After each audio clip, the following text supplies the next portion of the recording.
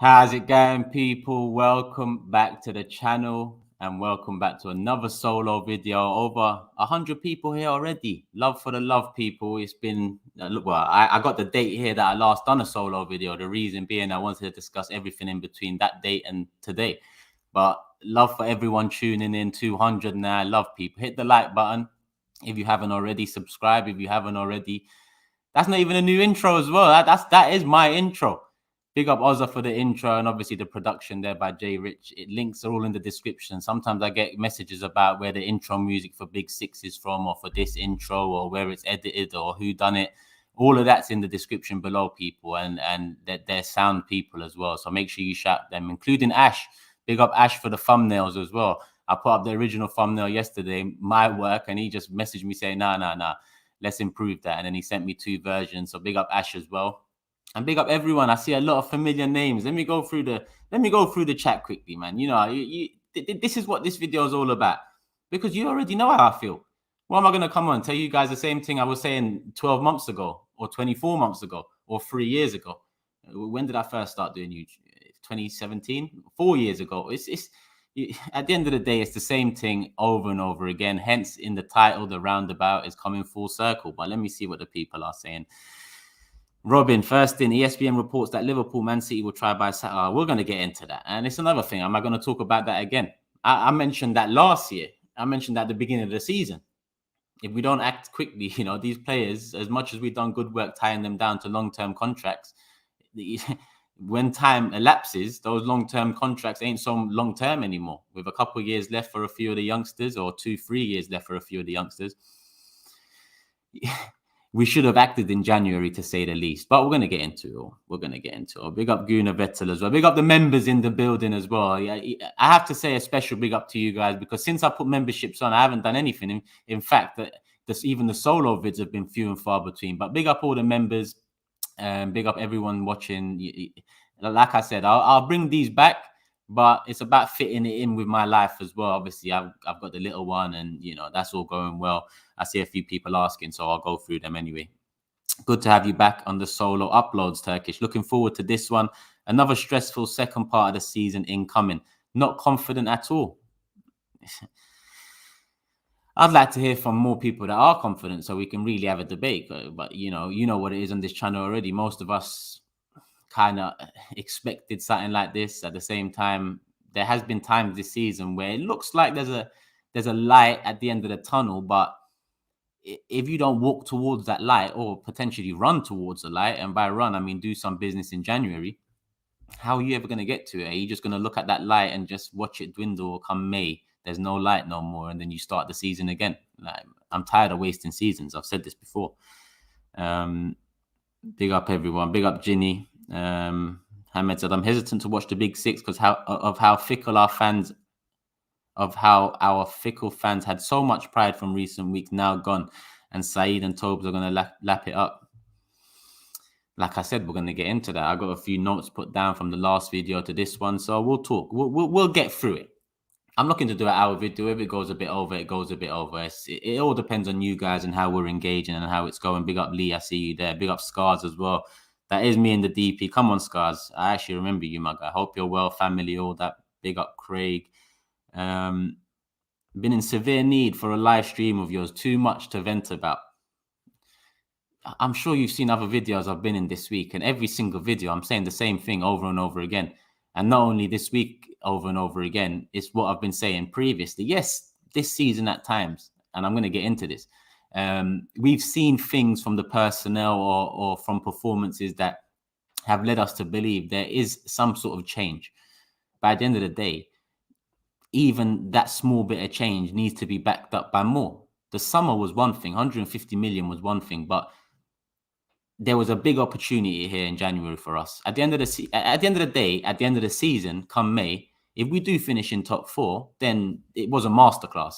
It was a masterclass, because you saved a hell of a lot of money, put yourself in a prime position in the summer to spend, including European Champions League money. That's massive. Yeah. But then you're hearing things about, you know, that target is for next season. Sorry, and this season's more so Europa League. But at the end of the day, when an opportunity rears his head like that, you've got to take it. You don't know what's going to happen next season. You don't know how other teams are going to improve. You don't know what we're going to do in the window. And by you, I mean us and them. Because at the end of the day, if you believe the Vlahovic rumours and whatnot, we went all in for Vlahovic, didn't have a plan B, didn't have a date, a cut-off date where if he doesn't want to come, if it's not happening, then you move on to someone else, considering we're in need. I don't think they know who they're going to get in the summer. It all depends on where we finish, how we finish, the contracts, I guess, the current ones, because we should be talking to Saka at the moment. I think we are. Hopefully we can sort that one out because, rumours are, like I said, rearing its head in terms of Liverpool and Man City. Obviously, good young English talent will always be linked. And then you have Martinelli too, who's not English, but he's a very good young player. So we've got to sort out contracts. We've got to buy some experienced players, and we've got to buy the right players too. Problem is, come summer, I think we need 2 centre mids, 2 strikers, and so on. I'm already talking too much. I haven't even gone through. I ain't even on the comments that have appeared since the lives started. Big up Ikram, another member. Love for the love, my guy. Breaking news: Turkish is back. Big up Omar, my guy. On the Big Six, I don't really see much. The comments are so mad. I don't see, a lot of the regulars or the old school ones coming through when I was first starting YouTube. But it's good to see a lot of the familiar names here. Big up everyone. Let me see. Toby, come on. Sidan, come on. Axif, I saw Big Steve at the game yesterday. Big up Big Steve. Man said, look who the cat dragged in. Come on, G. Come on. Let me just show some love to the people. Big up Joshua, another member in the building. Come on. The Skip, my guy, Muna. Come on. Legend. Sorry, people. It's been a while. Big up KG as well. We're improving, so what's your problem? Quoting good old Julian from that. Was it the day after the transfer window ended? From that debate. If you haven't seen it already and you want to see me venting possibly more than I will be now, because it's a week gone by since the transfer window's closed. I'm tired of saying what I've been saying for time. Then head over to that video because, so glad I got on YouTube. Crazy. I got one live. Big up Alex. I see I missed it anyway, but someone said love from India. Obviously, these earlier streams work well for the subscribers in India and some other places across the world too. So big up everyone that can tune in that doesn't normally tune into the Big Six because of how late it is in the UK and so on. Thoughts on Man United? If you watch the Big Six, I have said, as much as Arsenal have been banter over the years, Man United have been banter too. Just because Arsenal are funnier at times doesn't mean Man United are not funny. Both of our clubs, in an opposition fan point of view, laughable. You throw Tottenham into that as well, but to be honest with you, that goes without saying with the fact that they're actually lucky to be at the big table without winning the big honours. So they're in a different sort of position to Man United and Arsenal, who kind of started the big table, because Liverpool obviously have a deep history.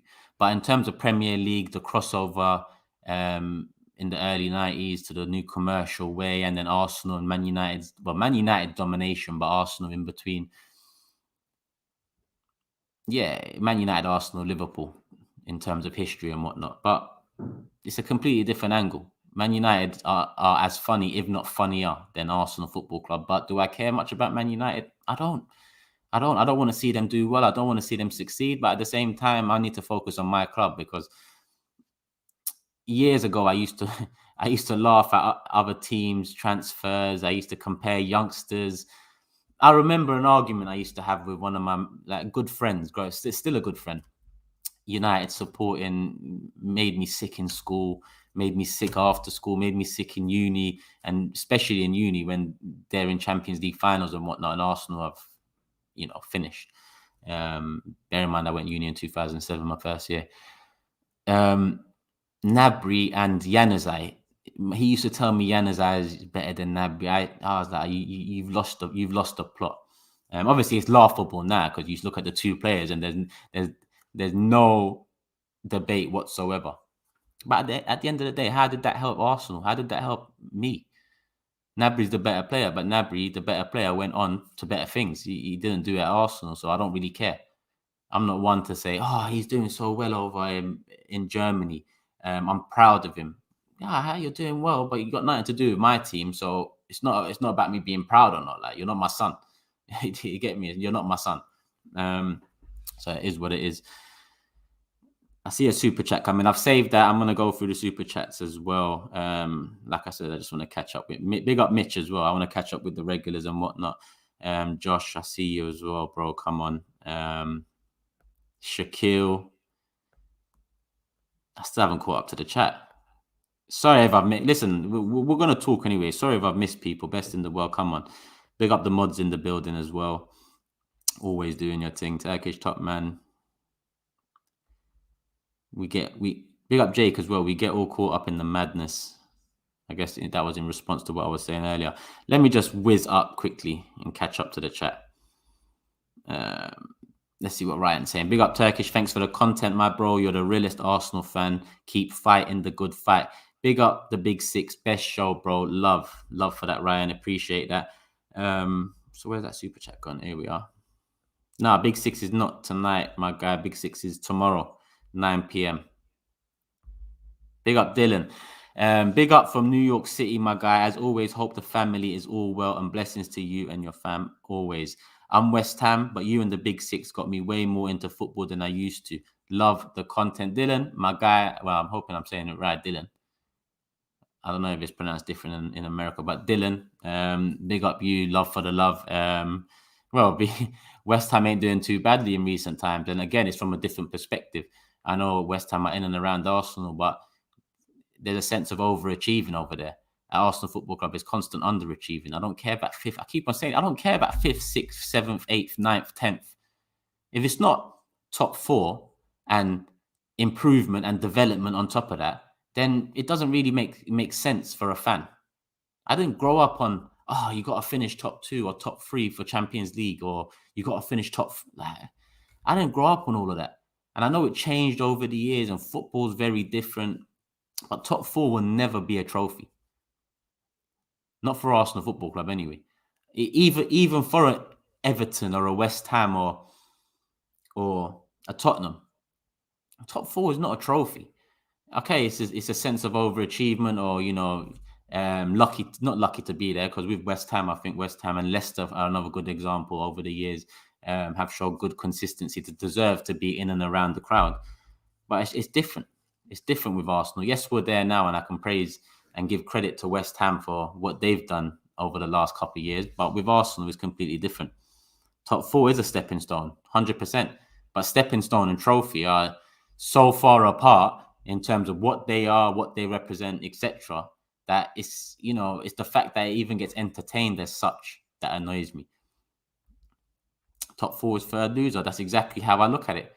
Third loser, but you get a bit of something, which is entry to the biggest European competition and the money that comes with that.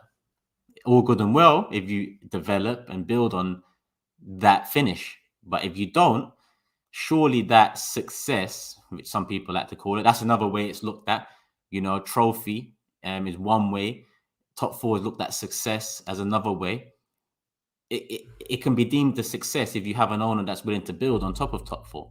That's when I think you can deem it a success. When Arsenal, if even when Arsenal make top 4, whether this season, next season, or the season after that, the aura is going to be an aura of success because it's been a while. But at the end of the day, if that summer doesn't, back up that top 4 finish, then that, in years to come, you'll look back at that and say, was it success?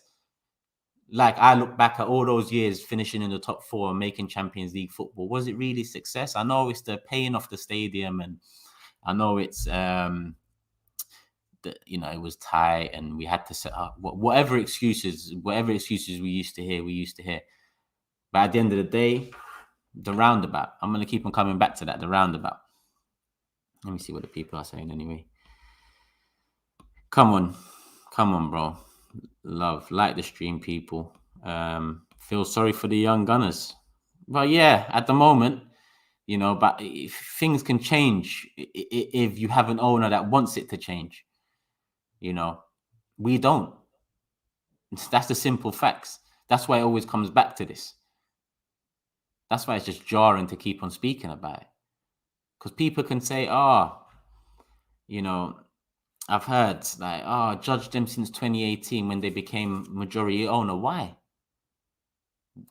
Why? When they own 60%, they was on the board. They was majority owners. They had a say in decisions. They didn't let Usmanov on the board. But we are meant to just ignore all that because all of a sudden Josh has come out to say, well, we became full owners in 2018, so judge us from then. And even if we judge from 2018, it's even got worse. But I'm not sticking at that because we need to judge from 60% ownership. I forgot the year that happened, but whenever that happened, that's when you really start to judge the whole thing. But they're getting away with it on one hand because some fans think it's right to judge them on 3 years. And in that 3 years, even though it's got worse, we've spent some money. So on one hand, you're going to have people saying, oh, well, since they become majority owner, we've spent a hell of a lot of money. It's the people getting it wrong. And then you've got another set of fans that will say, you know, it's a project. It's a young manager. We need to stick by him. At the same time, how's this all, you know, working in conjunction? Because we've gone backwards since 2018. We've lost big players since 2018.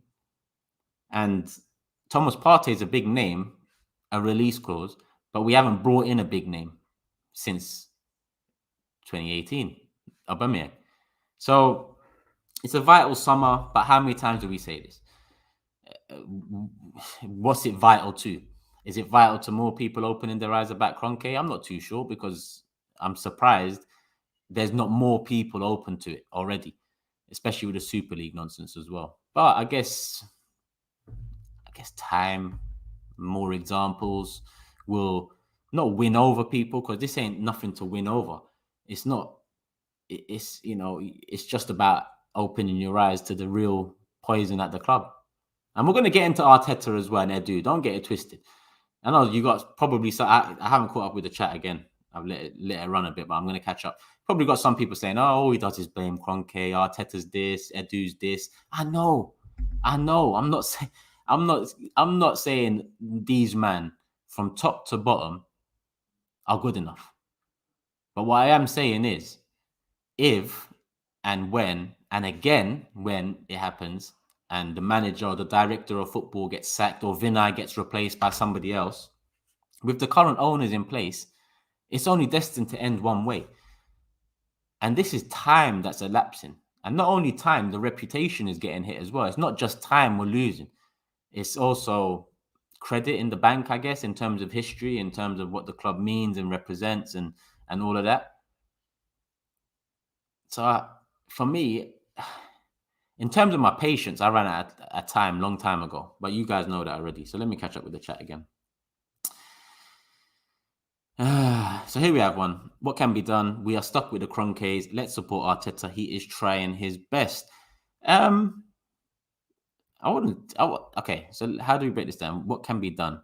Well, just continue doing the things I've mentioned before. You know, again, you're going to get, look, stop buying merchandise. Again, you're going to get some people that say, but Robbie buys merchandise, or it doesn't really have an effect on the owner, or whatever people are going to say, they're going to say. Yeah. But if you want to have some sort of an effect, then things like not buying merchandise, not going to a game, or protesting if you can protest in and around the Emirates Stadium. Again, not watching the game on TV is a bit of a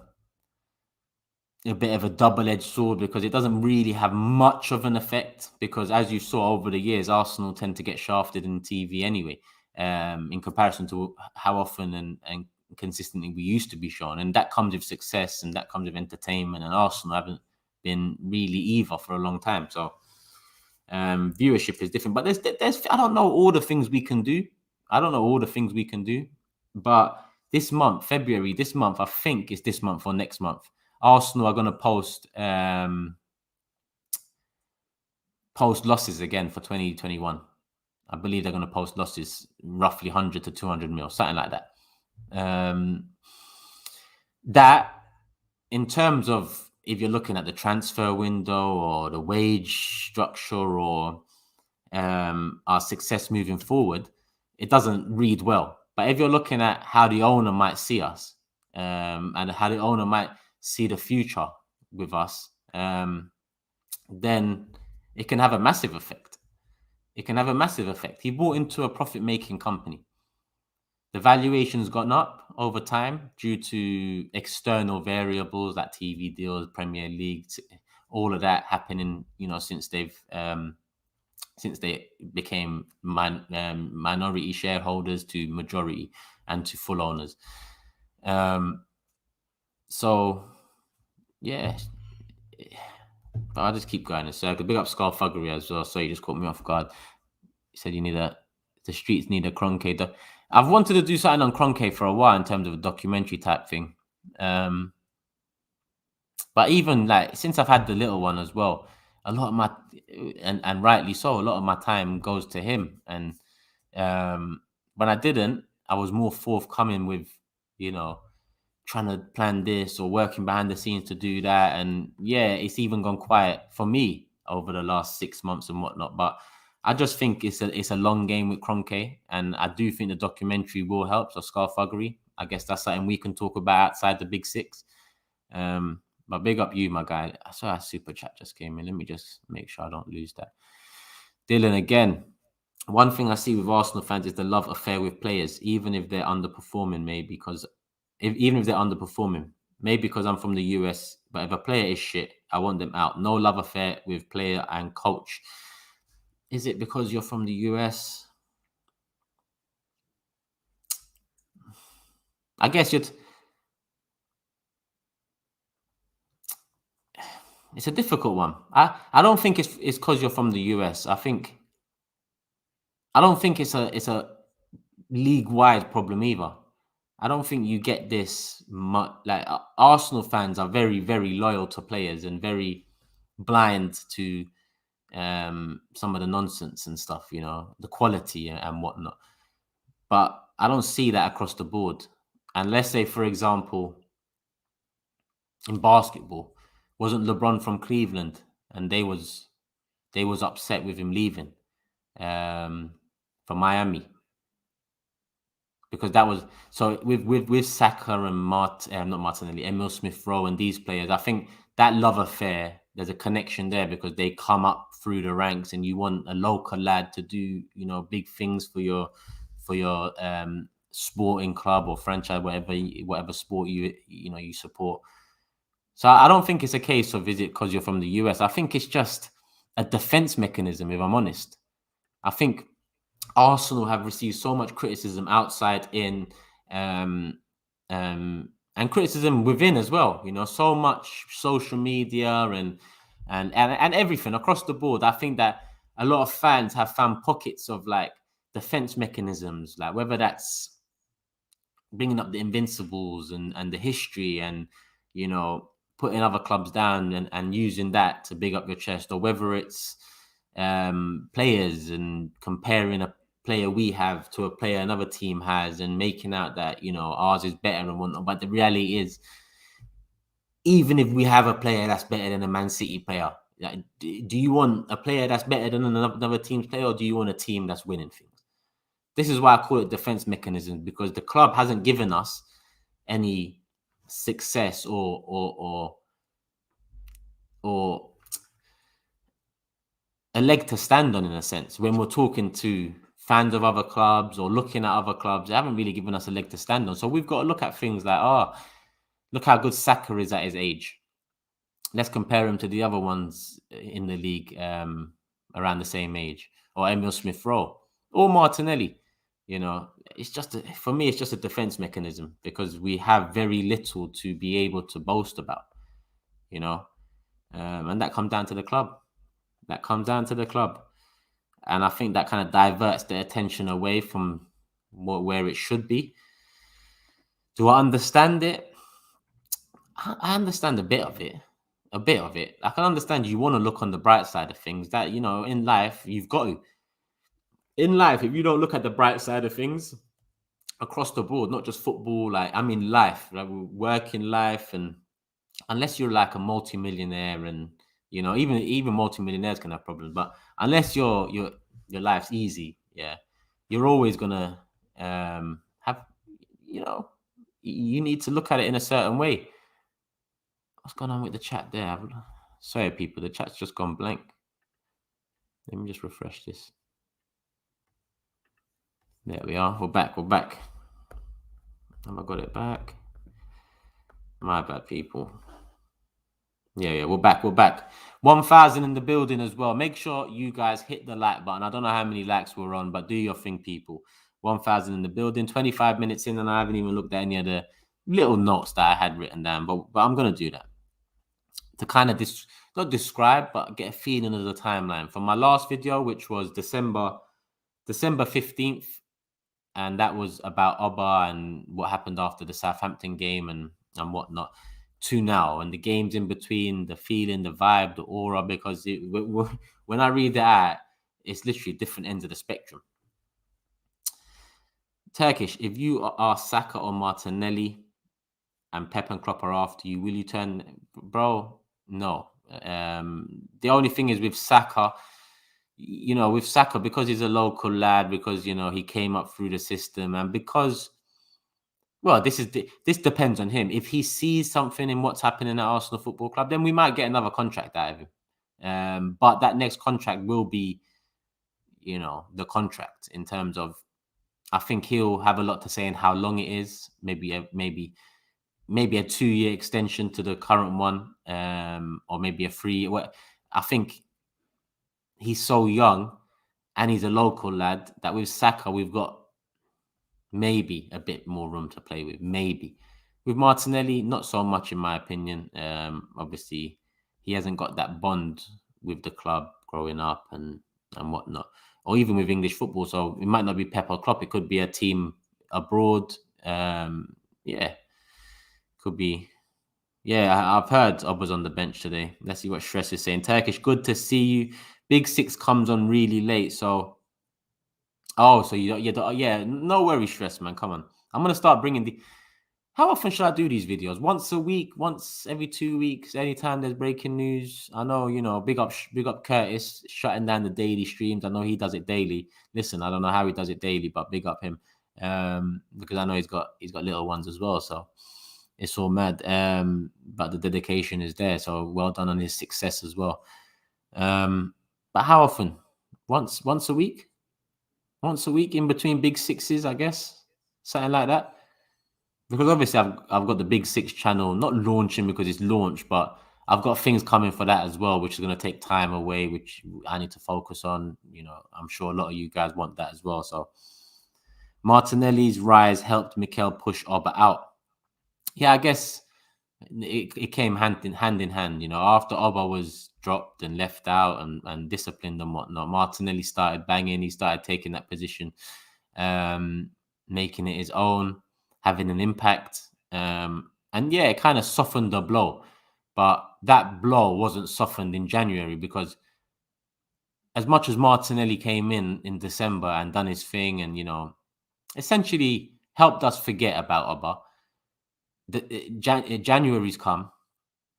We've got knocked out of 2 cups.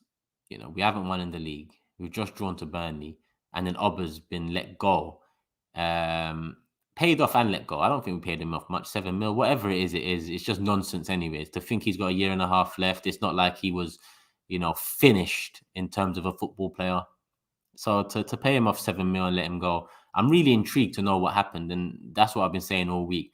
As fans, they should tell us what happened. He's captain. He was one of the fan favorites. He was our best player in the last 4 or 5 years, albeit out of form in the last 18 months. They've got to tell us. They've got to tell us something. But they won't.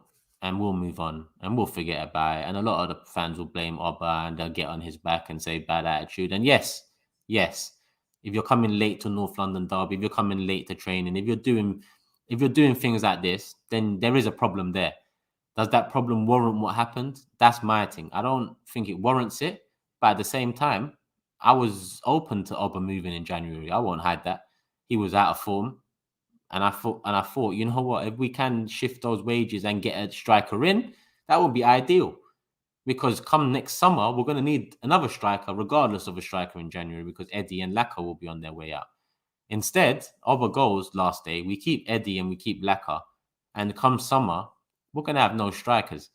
And don't get it twisted. In the next couple of weeks, or next couple of months, we might re-sign. Imagine this club re-signs Eddie and Lacazette. Imagine they do that.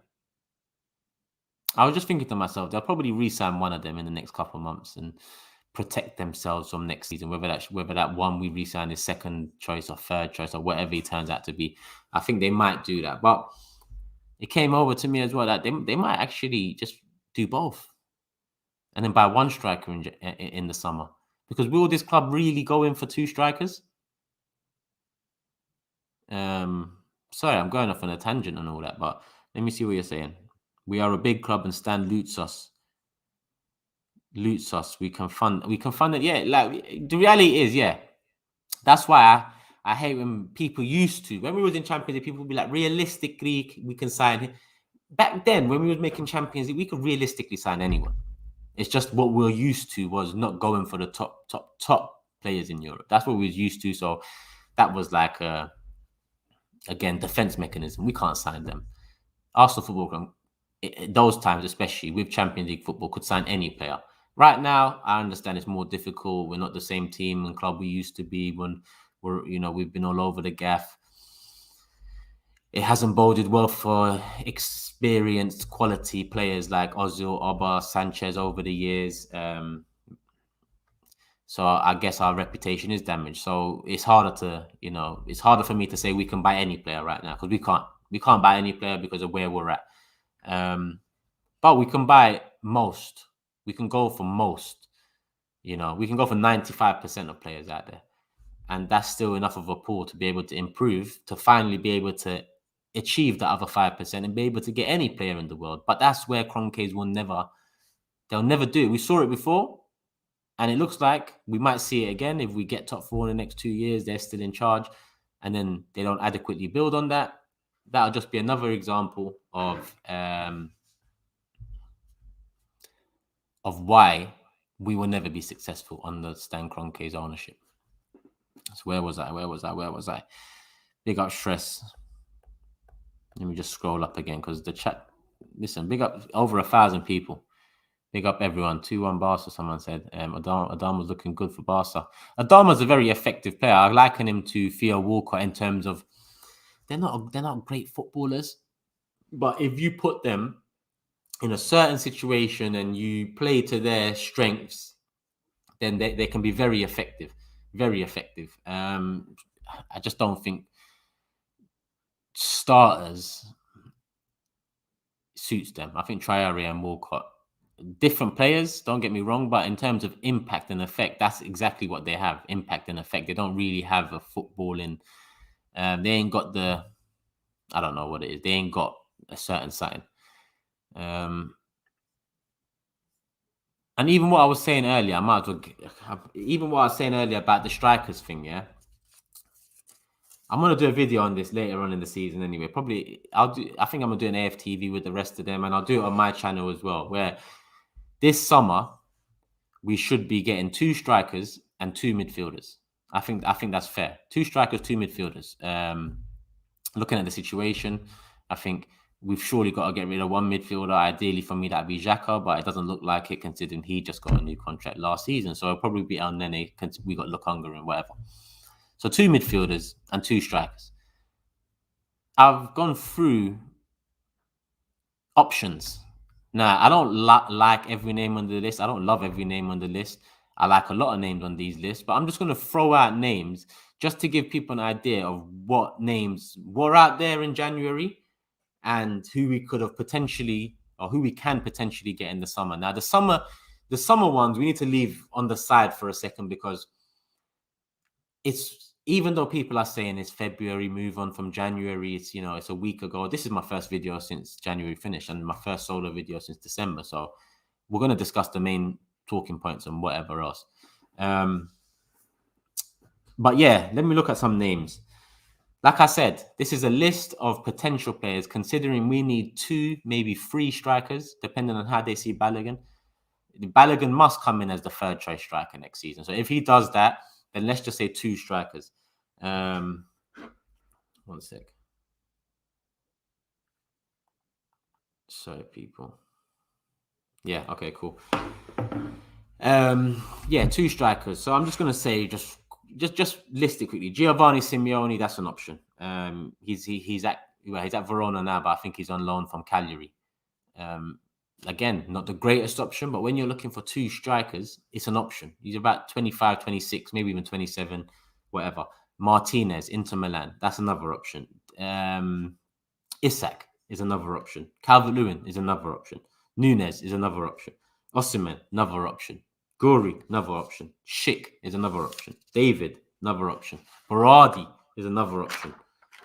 And Nesiri, another option. Dybala's out of contract. Like, there's enough strikers there. Whether you laugh at some names, whether you don't think some will work, there's enough strikers to pick out 2 and say, this one's a young one coming in and is next, and is not next up, but he's the one we're going to give patience to. And then you bring another one in that's 25, 26, 27, a bit more experience and maybe adds a bit more nous about the game and whatnot. So there's a hell of a lot of strikers there. Even midfielder-wise, let me just go in it. Kessia's free. Kamara's free. Basuma's got a year left, but now he's being linked to Liverpool and so on. Brozovic is free. Neves, a couple years left on the contract, will be a bit more difficult, but we've seen Wolves are open to selling, and they're open to selling at decent prices too, especially when you look at Jota as well. Fabian Ruiz, Napoli. Aurelian, I can't even say his surname, but the young one, I can't say his surname, but decent. He's got 2 years left. Kamara at Saint Etienne. We went for Arthur, not the biggest fan. I wouldn't want him, but it would be an upgrade on what we have. Tielemans, Hosamawa's got a year left, and a player we apparently went in for. I put Sangare, another one that I'm not really that big a fan of, but again, there's a list of names there that you can get for a reasonable price. Arsenal can acquire them, and they would improve our side. But let's see what the club does. Yeah, exactly. This name here, I just can't. I just can't pronounce it. Have I missed something here? Let me just go up quickly because I'm sure I missed a super chat. I missed 2, have I? Yeah, I have.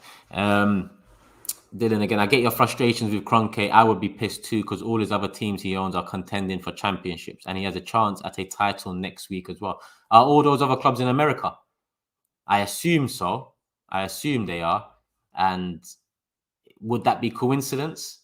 Again, I don't think so because, again, I'll say it. If I own Arsenal Football Club, me, who's born, raised North London, if I owned Arsenal Football Club and I owned Rapids and all the clubs he owns, franchises he owns, who do you think I'm focusing on? And are you going to blame me? I'm going to focus on what the club I love, the club I most commonly associate myself to, the one that I'm closest to, and so on. And I know I've also seen online some people say, it's about blaming Hillwood and the people that sold their Lady Nina Bracewell and all these people that sold their shares. Yes, of course, they're all at fault, and that's where the biggest fault was, the fallout with David Dean and Peter Hillwood. That's where the biggest fault began. Kroenke is just the main benefactor of all of it. And we can't look back 15 years and continue blaming the decision makers at that time. That tells a story, yes. And there's a story to be told there, 100%. I actually think a documentary should be made about it because the fall off is so mad. It's so mad, yeah, that I think a real life documentary could be made. Something good I say something good. I mean, something in depth could be made about how this all kind of transpired because it's all commercial based anyway. So, you can imagine the sort of documentary it'll be. But yeah, Dylan, 100%. And I see another one here from Stress as well. Conte has already stabilized Tottenham. He'll finish above us, guaranteed. See Klopp, listen, and that was my worry. You Stress, I've said that. So what can we do? What can we actually do? We got knocked out in the semi-final of the Europa League against Villarreal in the manner we got knocked out in. Antonio Conte leaves Inter a few weeks later. We have 150 million to spend. And we don't go for him. again, it's either a case of masterclass or disaster class. And more often than not, if not every single time, yes, every single time with Kroenke, it's been a disaster class underneath him. Whether that's Wenger and Gazidis, whether it's Emery and Raul and Sven Mislintat, or whether it's Edu and Arteta, I think he'll end the same way because the owner is the common denominator and he hasn't changed. So at the end of the day, I can only hope that Conte's clout in football and what he's done and what he's achieved and who he is and what he brings can be cancelled out by what Tottenham are and what they don't bring and what they haven't done and what they are. And I hope that force outweighs Conte's force, because we know what Tottenham are. And we know, as much as they've been better than us over the last 4 or 5 years, without ever really getting over the line, which would be not a nail in the coffin, but which would be a major blow. I think Conte's in for a tough task. But I think in terms of availability, they got the best manager for the job. Because outside Pep and Klopp, I'd say Simeone and Conte next up. I've said it before. And they've got one of them. So what else did you say here? Finish above us, guaranteed. C. Klopp praising Martinelli. I bet he'll try sign him soon. He loves him. We'll finish 8th. Very, very possible. Possible. Very possible. We could even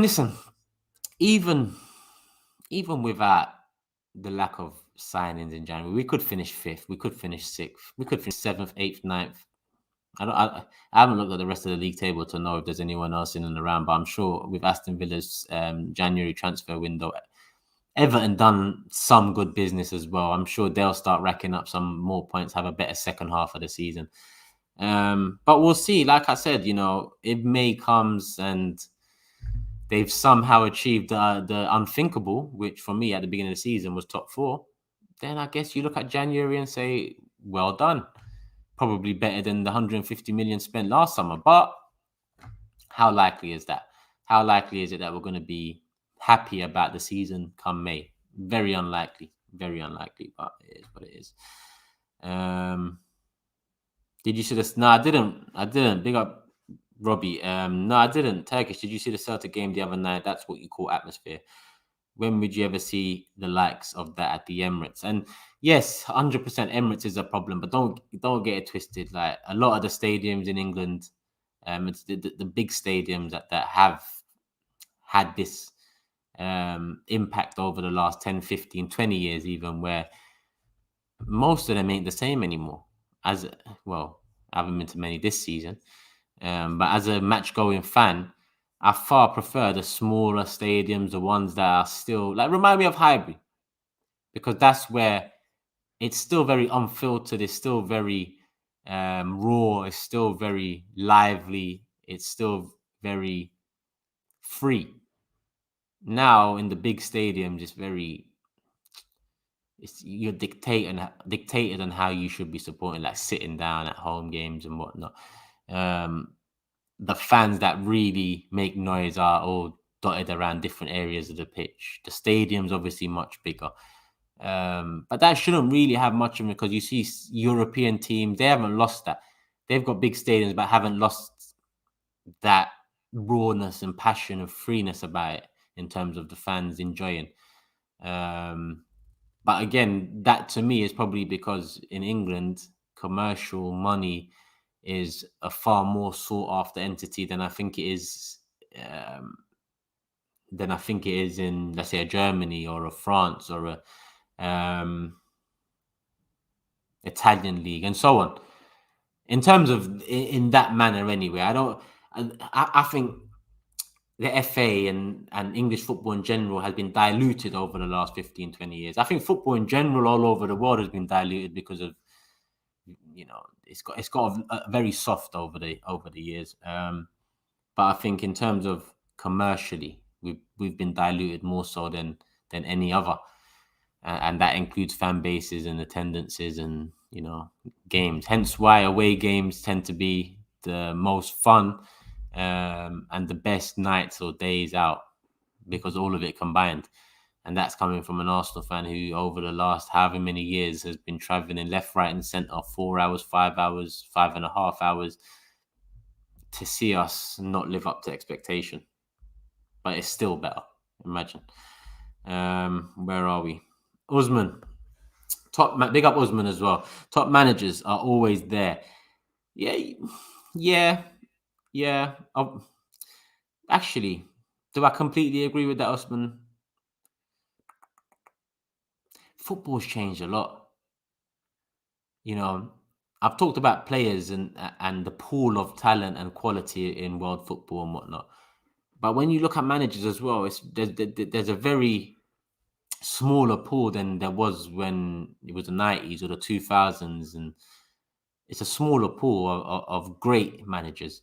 If you use the word great now in terms of managers, who can you describe? Pep, Klopp, Simeone, Conte.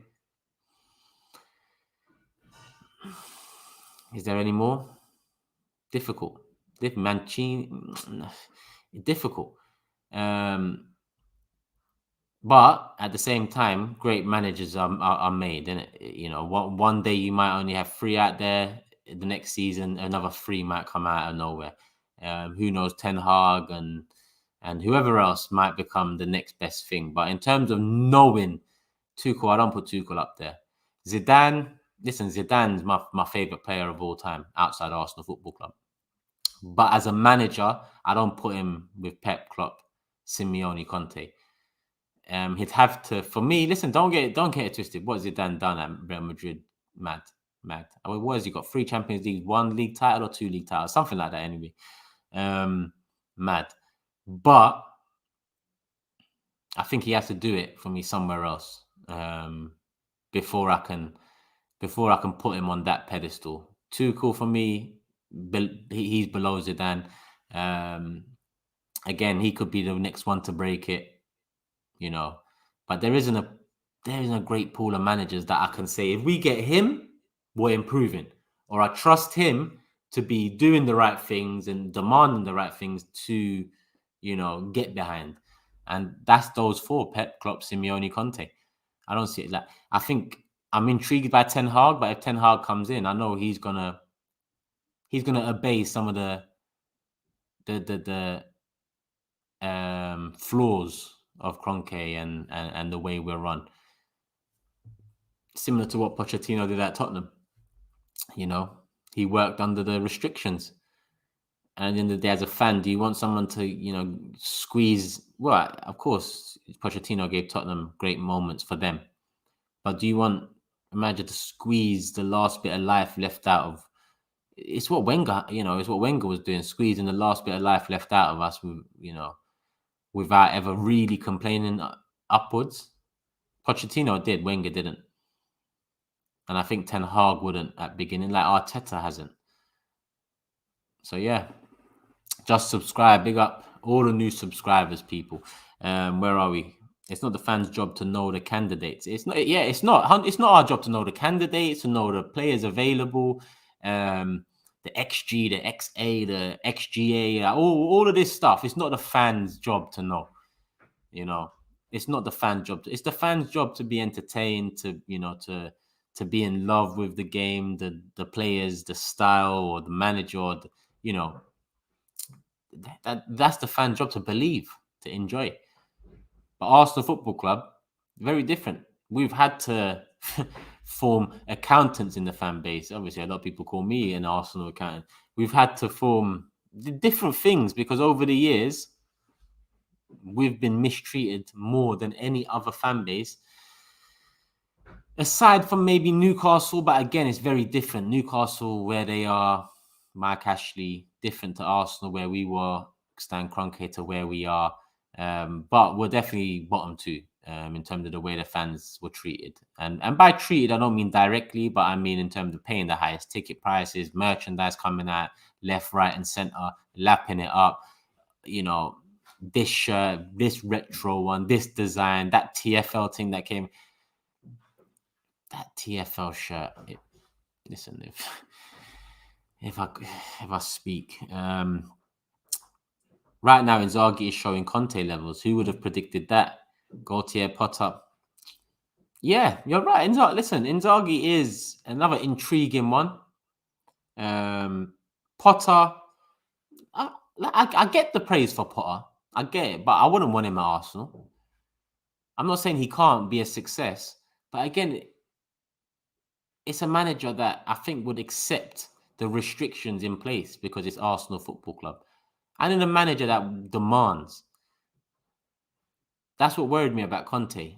When Tottenham first went for Conte and he rejected them, you have to laugh because he had that meeting and he wasn't given or he wasn't agree. Well, they didn't agree upon maybe a transfer budget, maybe a wage structure, maybe a certain player or two.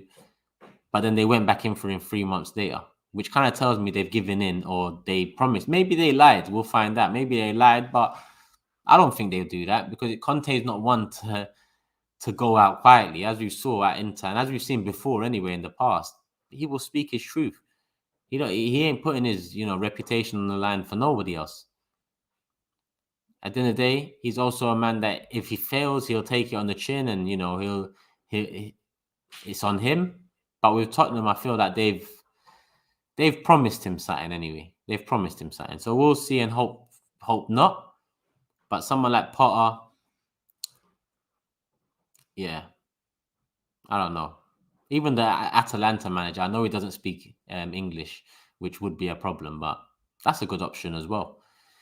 But at the same time, all these good options, I can't wholeheartedly say these men are going to come in and demand what I think they need to demand for Arsenal to get back slowly or quicker than we are now to where we need to get to.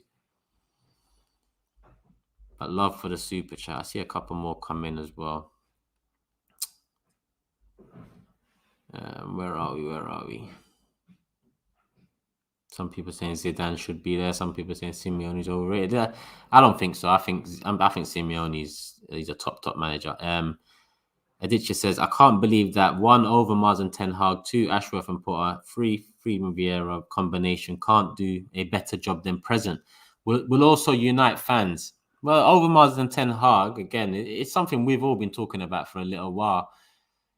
But again, I think this is something that should have been entertained maybe when Emery was first on his way out or the summer before that. I think that's when Edu came in. I think Overmars and Ten Hag, out of the 3, are definitely the most interesting package and the one I'd take out of the 3. Vieira, listen, I don't want Arsenal legends near this job at the moment because this job, for me, until the Kroenkes change or until they go, this job as a manager is destined for a sour end because us fans, we want the best. And even the staunchest supporters right now of Arteta in the process, and if 2 years comes and there's nothing in between that, like you get a lot of fans that don't think there will be. If that comes, then those fans will turn. We saw that with Wenger, we saw that with Emery, and we will see that with Arteta if this process doesn't go bang and so on. But we'll also see that with the next manager because this owner is this owner. And until he changes or he goes, every manager that comes in, for me, until it's a manager like Pep, Klopp, Simeone, Conte, and right now there's only 4, and right now we can't get any one of those. And to be honest, after Tottenham, do you want a Conte? No, thank you. Pep and Klopp, it ain't happening. Simeone, interesting option, but at the end of the day, are Arsenal going to be anywhere near what the level that he'd want to be next manager of? I see him more at maybe a Chelsea in the future, maybe a Man United. But again, I don't see Arsenal in the picture. And in terms of United fans, I think, of course, Overmars, Ashworth, not so much. Vieira, like I said, I know I said with Vieira, I don't want to damage a legacy, but I said with Overmars, I'll take them. I just put, Vieira's clean above Overmars in terms of legendary status at the club.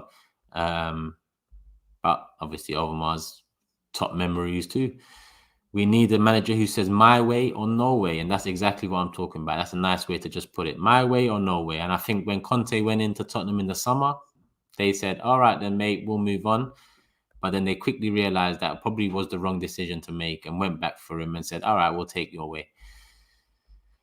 Bro, Potter plays sexy football, dominates every team, even Chelsea. Got 1-1, 1-1 against Chelsea with average to decent players. Wonderful coach. Now, listen, don't get me wrong. I like Potter. I see good things in him.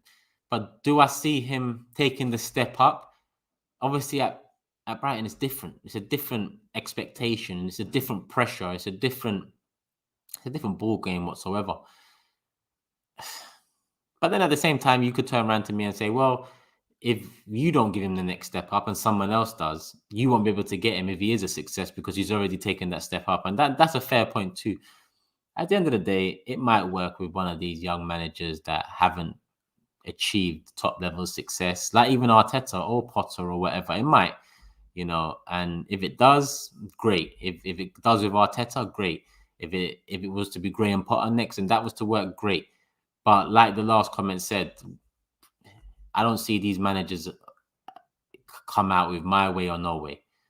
I think they'll accept. And that was Wenger's downfall at the club, accepting the way we were being run and not only accepting it, defending it and being an advocate of it, being the face of it. That was his downfall. So if Wenger can fall at that, so can Arteta. But at the same time, with players, he's been very ruthless. Like, look at Aubameyang, look at Ozil, look at Guendouzi. He's been very ruthless with players. So there's something about me that does say Arteta asks, or like even that trip to America. What's that trip to America about? It can't be about Austin Trusty. It can't be about Austin Trusty. It can't be. But then we did nothing in January, so would it be about the summer? That wouldn't make sense either, because there's plenty of time in between to discuss that. I don't know. Maybe it is an ego thing, and Arteta is ruthless with those below him, but soft or a soft touch for those above him,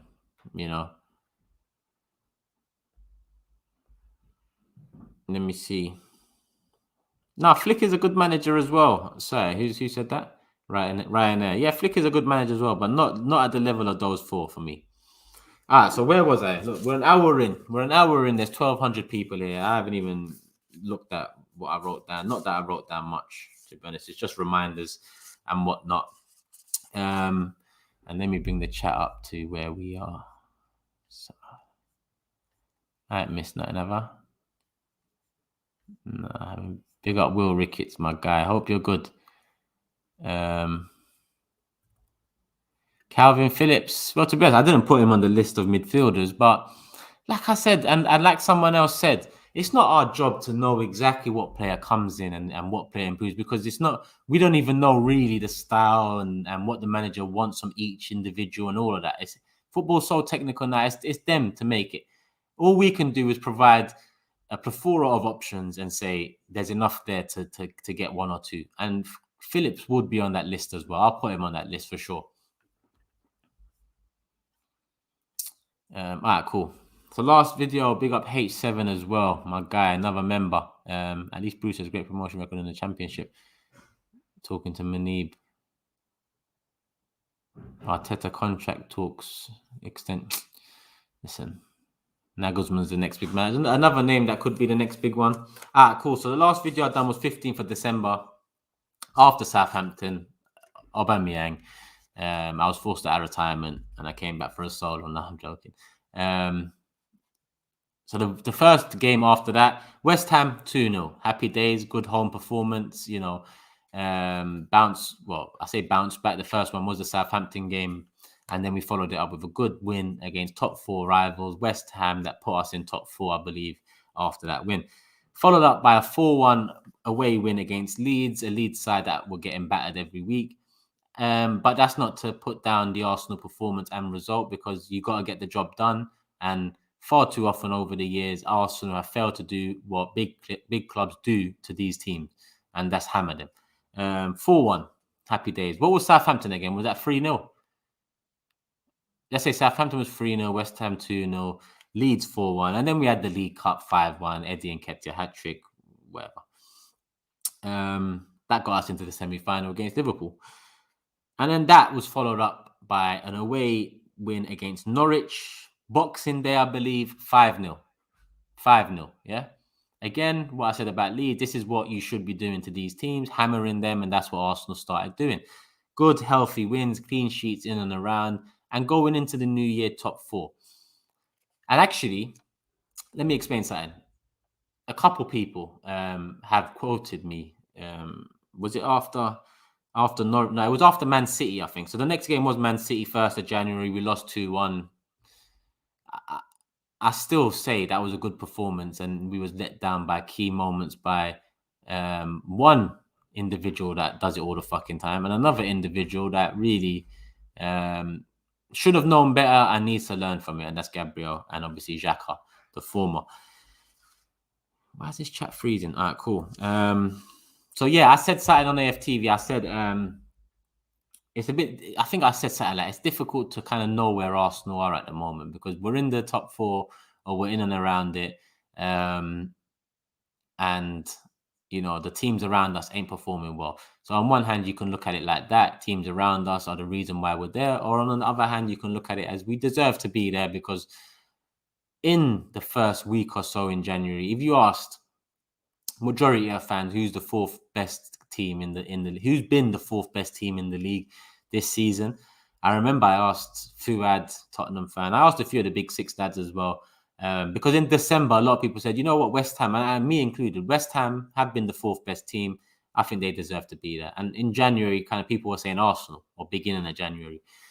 So I thought to myself, let me just save this super chat as well. Coming to you, Cyrus, another member, big up my guy. Sorry, I just read what you said out the corner of my eye, but I'm going to get onto that. Where was I even? Yeah. So I said, I see like a culture change. Now, people have misconstrued that to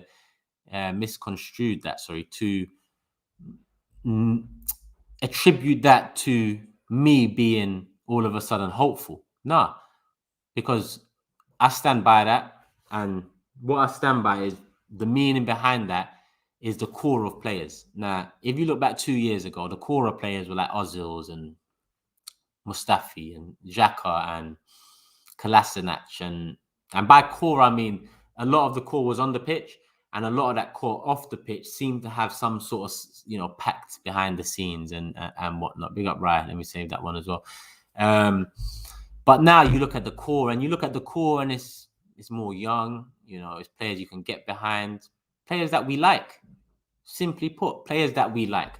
And off the back of bad performances, poor results, the Everton loss, and Bellerin's another one, best in the world. Don't even remind me about that guy, because that guy ain't even left the club yet. So that one needs to be sorted. That March time, I want to see a breaking news, Bellerin signs, obligation, whatever, it's done. So there's players we like. So I in terms of cultural change, that's what I meant. You lot have heard me long enough. I will never say there's a culture change at this club in the big scheme of things under Kroenke, because I don't believe there will be. Yes, we're going to like players again. And yes, I like players now. And we all should. There's players there to like, 100%. It's not like a couple of years ago where it was so hard to pick out. 1 year, Lacazette for me was the player of the season. But in all reality, we know Lacazette hasn't been great since he signed for us.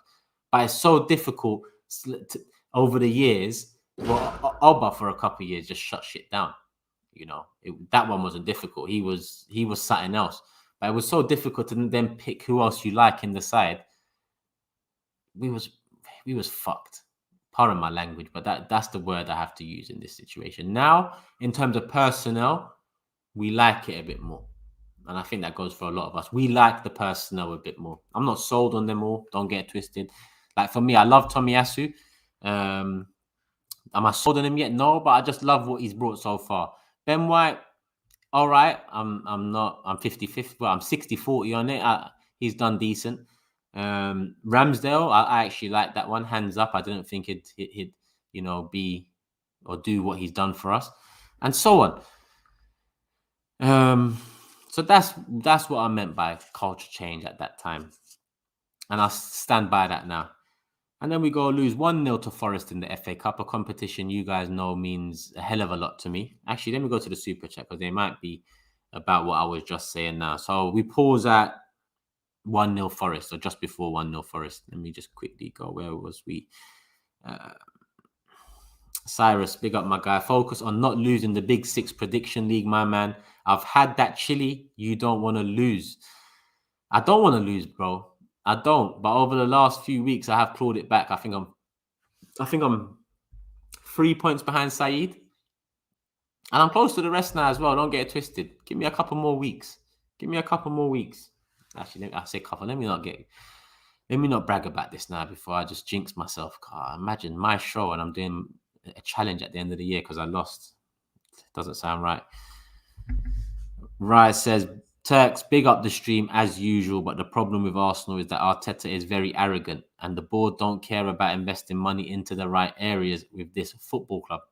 Arteta's a fraud. Very arrogant. I can see, some people call it arrogance and I can understand why. And some people call it ruthlessness and I guess I can understand why. And some people call it, what do the positivity merchants call it? I don't know what they call it. But they call it something as well. And the board don't care about investing money into that. Nah, the board don't. The board don't. Like I said, Lord Harris of Peckham. I think, was it on this stream or on a Big Six or on AFTV? I said, like, what's this Lord Harris of Peckham guy on? He apparently he's a Conservative government member. He doesn't do anything. He's on the board for Arsenal Football Club, but what's he doing? And then someone tells me he opened carpet right, or he like. Imagine I've come out to question why one of our board members doesn't ever speak, doesn't ever show his face, doesn't ever do anything. A board member that works for the current government that's made a mess and mockery of everything, with everything rising in the UK in the next coming months. I've questioned him, and I know it's only one person that made the comment in the comment section, but listen, one person stood up for him. They said, they said to me, you should do your research first. The guy's opened carpet right, or he's opened something. And I'm just like, what's carpet right? In my head, I'm looking at first and I'm thinking, why do you want to defend Lord Harris of Peckham? And then I think to myself, what does carpet right have to do with Arsenal Football Club? I just don't understand it. And then people wonder why, I'd naturally rather put a lot more energy into my son and raising him and giving him the best life than I am continually talking about owners that are literally slapping us in the face with their bullshit every season. Literally just smacking us like left, right, and center with examples of poor decision making, lack of ambition, but we have fans that want to defend this. I think it's carpet right. It might not be carpet right, but someone's asking what's carpet right. Carpet right is a carpet shop. Maybe they sell furniture too, and honestly, I ain't been to a carpet right in like 20 years, but it's got nothing to do with Arsenal Football Club. It's got nothing to do with football. It's got nothing to do with sport. But where was we, man? Where was we?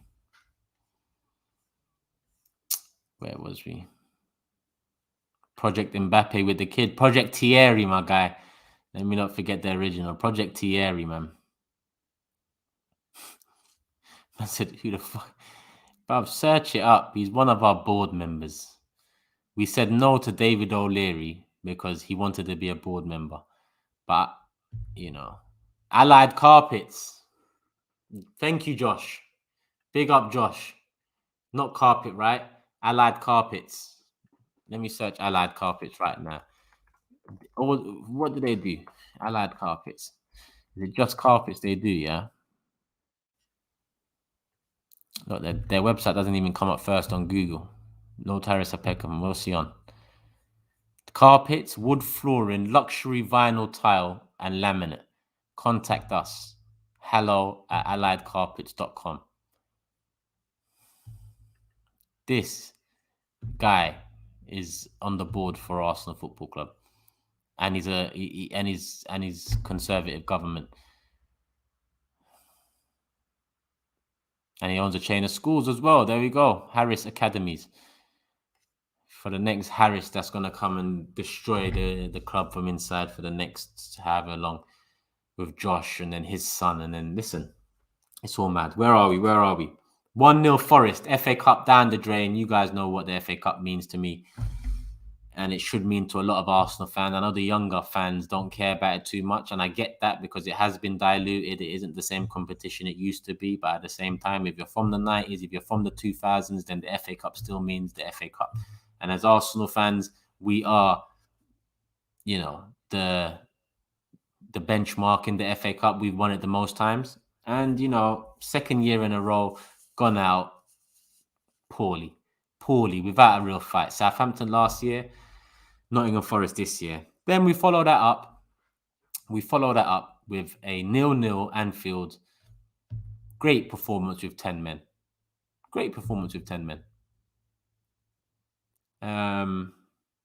Xhaka gives another example of why we should have moved on from him a long time ago. And then, I didn't even write this down, and then he does an interview where he says, yeah, this is one of the first times I've been sent off and we haven't been smashed. The fuck? What's funny, my guy? What's actually funny? Like, I just don't understand it. But yeah, it is what it is. Garth said Turkish, Liverpool. Liverpool need to allow it. Not, I don't blame them, but they just need to allow it. 0-0 Liverpool. We cancelled the game against Tottenham. Lack of players, whatever. Ha ha ha. Let's laugh. Cool. And then we go into Liverpool at Emirates, second leg after a great 0-0 with 10 men, and we give it all away in the second leg. 2-0 Liverpool. Deserved. We didn't really put up a fight. We didn't really deserve anything from the game. Although Lacazette, I think 5-10 minutes into the second half, really should have scored. But hey, he's not a striker that scores, is he? He's a striker that just uses his body sometimes and flicks it on sometimes and gets us penalties and free kicks sometimes. And that's why he brings more than somebody else. And that's why we should give him a year extension.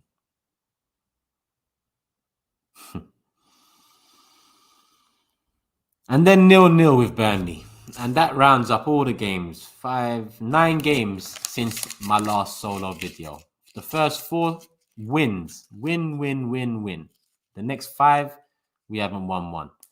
Welcome to 2022. Happy New Year.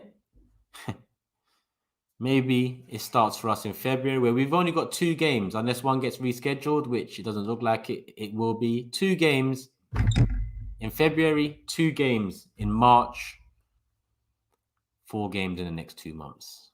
Thank you, Arsenal Football Club.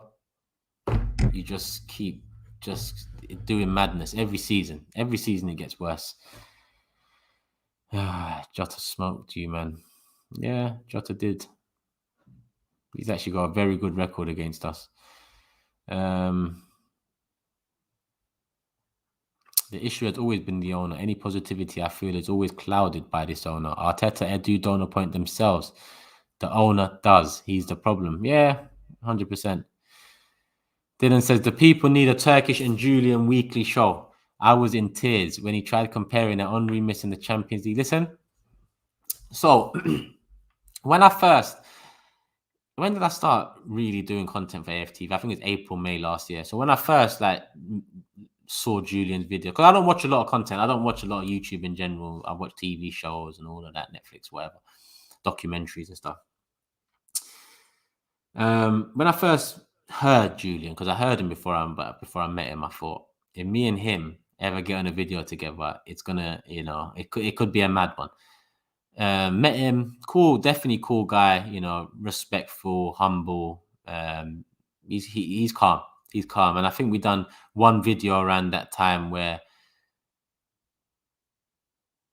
we had a video where I was talking about the ownership and he was asking me questions and whatever. People liked that video. And then we had the one last week or this current week on Wednesday after the deadline day. Was it Tuesday, Wednesday, whatever it was? I can't lie to you. Me and him need to bring out a video. And people might say, why do you want to use him on a video? Why?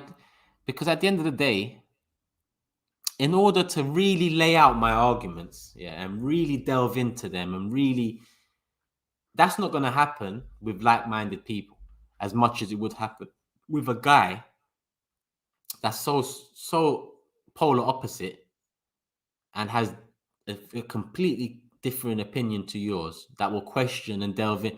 I think that sort of a video would win over a lot more people in terms of realizing the problem at Arsenal, because a lot of Arsenal fans now that don't believe Kroenke is the real problem or think we should be positive until whatever and whatever else, they would come from the same angle Julian will come from.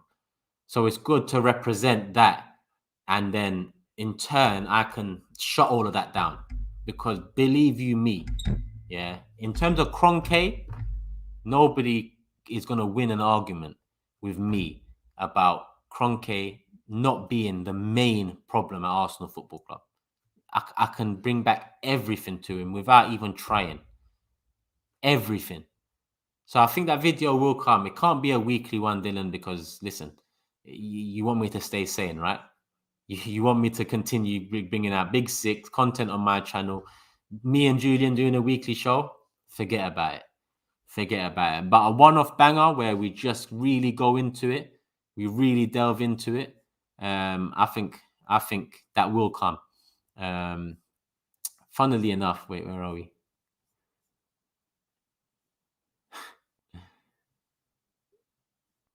I listen.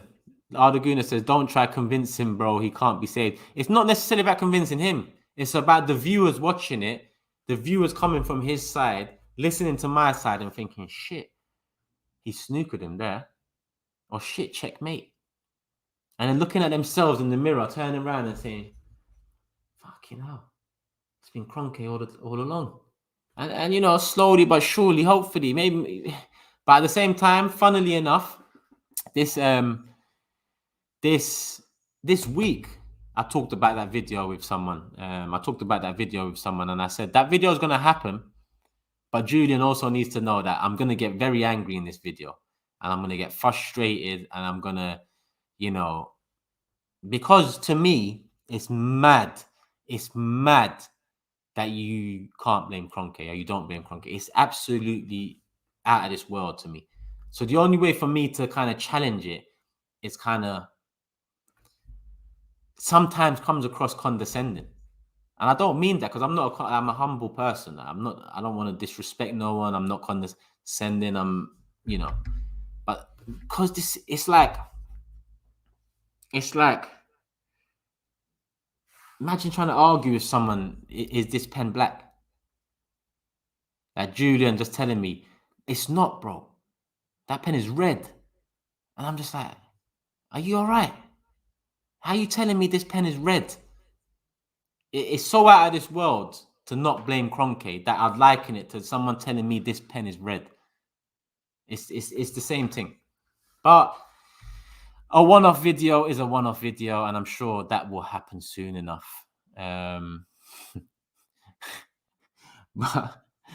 But yeah, when it does happen, apologies in advance, Julian. I'll apologize on this video. I'll apologize to him before we record. Afterwards, I probably want to apologize straight away because I will be vexed because Kroenke really makes me angry. It really, when I delve into it, like these talks now, it's calm because it's banter. Like I love a lot of you guys. Like love for the love as always, and the engagement's always 100 with us. So it's not like it used to be where I was so deep into it and I was vexed on streams, and I'm just like, it's not like that no more. I've kind of like understood that there's not much that man can do. I can continue banging my head against the wall every day, but it's not going to do me any favors, you know. So with Julian, it's like I'm going to bang my head against the wall for 60 minutes. I can't straight away come out of that and just be happy again, especially when it's about something I love. I love Arsenal Football Club. Like there's no two ways about it. I can't do it now. Someone said, would I do a vid with Ty? There's no way. There's no way. You see, Julian and Ty are both very positive fans, very, very positive fans. But I can't do a vid with Ty. I love Ty. Me and Ty go way back now. Even my first couple of appearances on AFTV. He actually wanted to go back to back with me, Ty. He wanted to go back to back with me back in the day about Wenger and my first few interviews. It was jokes. I remember who was it that said, nah, leave it. I think I forgot who it was that said it. But yeah, big up Ty, man. I just can't do it, Ty, because Ty will bring up things from 1996 and he'll just throw me completely off. Like we'll be talking about Kroenke and then all of a sudden 96 pops up or 93 pops up or 89 pops up. And I'm just like, I can't. I actually can't. So I'm honest with you guys. You'll see a video of me and Julian. You probably won't see a video of me and Ty discussing this. Ty's a very good guy. I see people saying Ty's a good guy. I met him. Ty's one of the nicest people I've ever met in my life. 100. One of the nicest people I've ever met in my life. Literally, that guy, every time I see him, how's it going, Takeshi? He shakes my hand or spuds me, whatever it is. Asks about family, asks about my little one. Not only asks about him, how is he? He'll double up on it and be like, "Oh, what's he doing now?" And do you get what I'm saying? Like, how far? Like, that's genuine. That's he's a very good person, very nice person. That's why when all them AFTV things were happening, where people are recording with him in it, I was just thinking, number one, easy target, that is Ty, and number two, he doesn't deserve that, because even if you don't like, what AFTV has been over the years or people on it, he's been one of the most positive fans out there. So, you've got to you gotta love someone like that, man. Real genuine, real genuine. Like 100. Someone I can vouch for. Good heart. And there's not many good-hearted people out there. Having the little one has made you calmer, G. Do you think that coincides? Maybe. All the flipping's not good on the blood pressure and all that, innit? When you really think about it. So I've got to wind it all in. And it's either that or a mix of that. And come on, we know what it is now. And how many times can I say it? Literally, I say how many times can I talk about the same thing and then continue talking about the same thing? But the energy levels, obviously, if tomorrow we wake up and they've tried to move Arsenal Football Club to Coventry or something, and that breaks, you're going to see me on here flipping like I did with the Super League thing and whatnot. But in between all of that, it's the same shit, different day. Same shit, different day. Different year, different month, different season, different manager, different DOF, different CEO, same owner. Same Lord Harris of Peckham as well. Man said they'll break the internet. Let me see where we are. My son turned 1. I see someone said, how old is your son? He turned 1 on Friday. He turned 1 on Friday. And with the name, that's not something I'm trying to release out there. That's not even. I just put a picture of me and him up on Instagram the other day. I had that picture in drafts for about 4 months. Reason being because it's funny, but you don't know me. As much as I'm on the internet, I try and not be on the internet, which is weird. It feels like I've always got one foot in rather than both. Like my Instagram, I don't really post stories like that. I'm not posting on my feed like that. Like, it is what it is. I do my thing. I live my life like it private. So yeah, with the name, plus I got a lot of people that don't like me out there, and not to say they can do anything with just the name, but it's one thing people tweeting and people trying to rip me and slander me. It's another thing if it starts affecting other names and people in my family, and it's a whole other thing if it's my son. You know what I'm saying? Yeah, I'll be on the phone like Liam Neeson in Taken, like just for a tweet. They wouldn't even need to do all of that just for one tweet. I know myself. Like, head would be gone. So he's 1 year old. That's about the information I'll give. But what I will do soon enough is I'll think about it anyway. I'll think about it. Adama Traore killed Atletico today. Did we underestimate? Well, I did say for Tottenham it would be a good sign, and I told them Tobes that I'm surprised you don't want him. I mean, if Conte wants him and he is a player that has an effect and an impact if you use him right, I'm surprised. Will we ever get a Rants feature on the channel, fam? Well, we used to, Garth. There's me and Rants used to do Real Recognize Real last season. It was pretty much every week. But you will. Like, I still talk to Rants here and there. You will. I was doing a lot of stuff last season, if I'm honest with you. Me and Rants had a show. Me and Lee Gunner had a show weekly. Me and Mo had a show, which was kind of like every 6 weeks. Me and Deluded from time to time had shows. So when you look at the channel compared to last year, Big Six has taken up a lot of time. My son, rightly so, has taken up a lot of time. And just building as well. I think for Big Six, it's a big year. The Big Six channel is nearly on 10K. And that's not to say I'll ever abandon this, because I love this. You see what, me and a lot of you regulars and a lot of the new people, this kind of a vibe, chilled, engaged. I like that. That's how it should be. So I'll never stop doing these videos. Funnily enough, me and Curtis spoke about this 2 weeks ago. All we got to do is pick a day, work out how it's done, whether it's twice a week, once on each channel, or whether it's once a week and rotate the channels. Whatever it is, it's going to happen. Me and Curtis will definitely be coming with something real soon. 100%, no doubt about it. So yeah. Where are we? X is needed. Has X been on this channel? I think X has been on this channel once still. I think with Deadline Day. I think last year or the year before that. I have to go live more. I will go live more. People were saying once a week earlier. I'll try and make it once a week. Is there enough to talk about once a week? Two of the realest dons to support. I guess you mean Curtis. Yeah. Listen, like I said, it's gonna happen. It's gonna happen.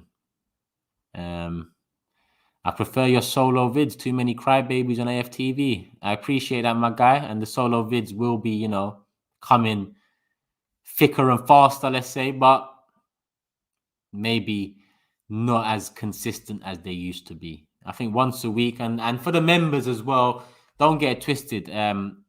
For the members after this stream, give me an hour or so. I'm gonna put a comment in the membership section just to ask you guys what day you guys would like for like a one-on-one, 1 hour, not Q&A, but a chat for the members section. So I see a lot of members watching the stream now. So look out for that comment and let me know like what day of the week, what time would suit you guys. I can't please everyone, but what I can do is kind of seek out an average of what people are saying and put it in there and hope for the best. But I do believe that first and foremost, more lives will come. Love for the love people. The support is always there. I have gone quiet from time to time, although Big Six has been consistent, but I've been quiet on my own thing for a little while. You lot have still remained loyal, there, consistent, showing man love, and man appreciates that. So I'll always give you guys time. Let me see what people are saying. Need Turkish rants against 30 collab. It was, man. Turkish Shore TV. That's a good one, That's actually Turkish Shore TV. Do you know how many people call me Curtis? Like, Robbie's always like Laurie as well. Like, I don't get Curtis Turkish. Like, I just don't get it. Big Six still undefeated. Come on. It's going to remain undefeated. It's going to remain undefeated. Let's see what's going on. Big up and respect how you carry yourself. Big up, Take Me Back, man. Another original in the building. Love for that. Love for that. There's only one way to carry yourself, and that's be real. That's how I see it. Rice says, how can I become a member? There should be a join button somewhere on the page. There should be a join button. If there's not a join button, I think, is it in the description? Probably not. But yeah, there should be a join button somewhere. Or if you type in /join at the end of my channel link, it should come up. But yeah, big up you guys.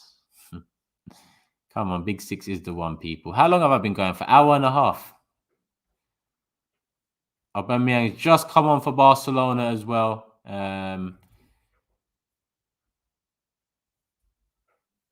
Let's see what Turkish. Not only you say quite logical and articulate everything I feel about this club.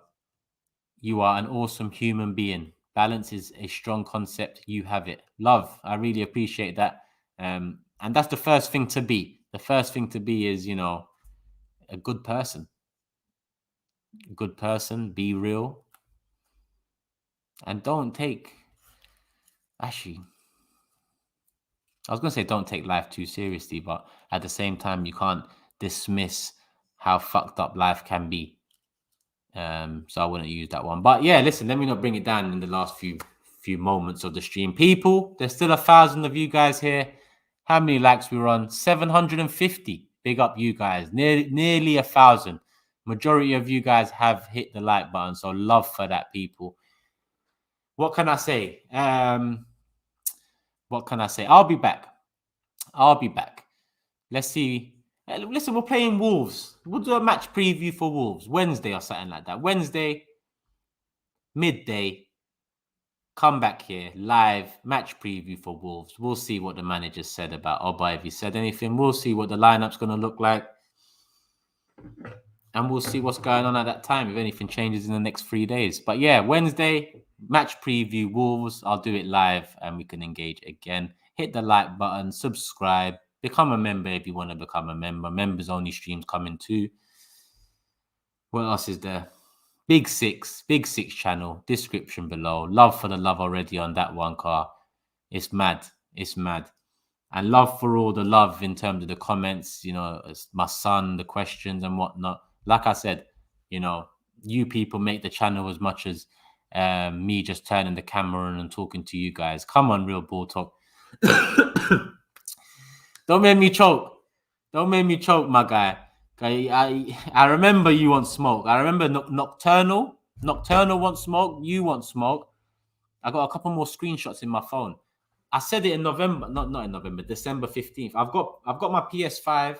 I've got the camera. I've got the pad. I've got everything I need to get this started.